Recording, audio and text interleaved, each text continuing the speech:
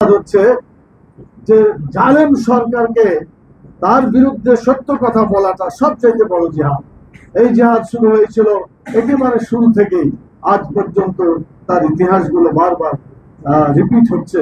আমি মনে করি 2006 সালের যে 28শে অক্টোবর এটাও সেই ইতিহাসের একটা পুনরাবৃত্তি।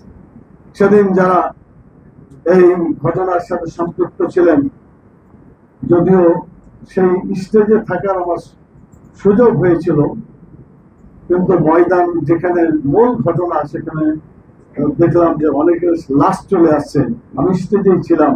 আমাকে একটা জিনিস খুব অভিভূত করলো, বোমা হচ্ছে, গুলি হচ্ছে, বৃষ্টির মতো বিভিন্ন দিক থেকে তাদের আঘাতগুলা চলে আসছে, কিন্তু আমাদের মৌলানা মতিউর রহমান নিজামী রাহিমাহুল্লাহ, যিনি বাংলাদেশ জামাত ইসলামী তখন আমির ছিলেন, তিনি মনে হলো একেবারে পাহাড়ের মতো স্থির থেকে অবিচল ভাবে তিনি বক্তব্য দিয়ে যাচ্ছেন।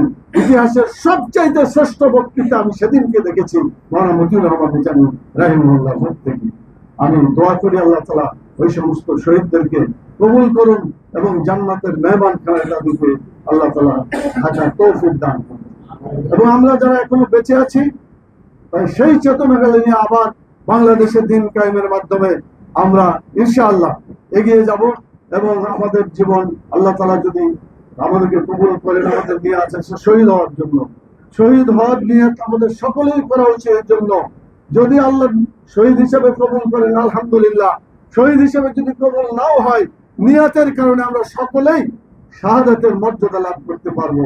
এই জন্য আল্লাহর কাছে দোয়া করি, আল্লাহ তাআলা তুমি আমাদের সবাইকে শাহাদাতের মর্যাদা দান করুন। সম্মানিত ভাই এবং বোনেরা, আরেকটি কথা বলতে চাই।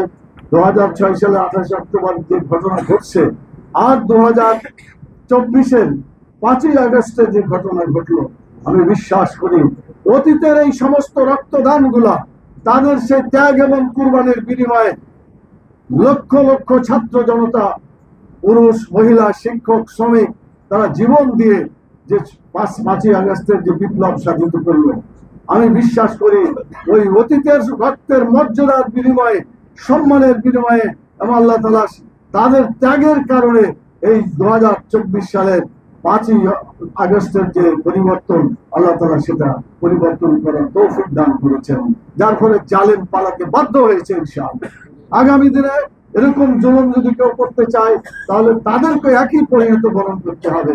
অনেকে এখন বিভিন্ন ধরনের আস্ফালন করছে, জামাত ইসলামকে নিষিদ্ধ করতে হবে, অমুককে এটা করতে হবে, ইত্যাদি ইত্যাদি বিভিন্ন ধরনের কথাবার্তা বলছে।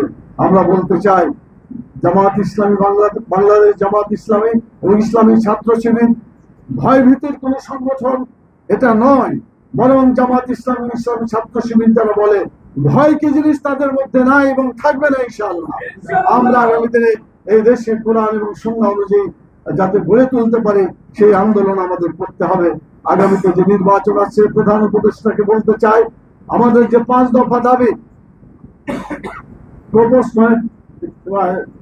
মানে আরপিও এবং পরবর্তী তার আগে যেটা ছিল পিআর, প্রপোর্শনালিটি যেটা রিপ্রেজেন্টেশন, এই পিআর যেটা হয়েছে এটা দুটা কারণে খুব দরকার। একটা হলো টাকা পয়সা দিয়ে যে ধরনের ইলেকশন করা হয় এবং মারামারি করে ইলেকশন হয়, যদি প্রপোর্শনেট রিপ্রেজেন্টেশন এই পিআর যদি চালু হয়, তাহলে এই ধরনের কোনো টাকা পয়সা এবং গুন্ডামি এই সেসব ইলেকশনে করার কোনো সুযোগ থাকবে না। ইলেকশন সুন্দরভাবে পরিচালিত হবে বলে আমরা বিশ্বাস করি।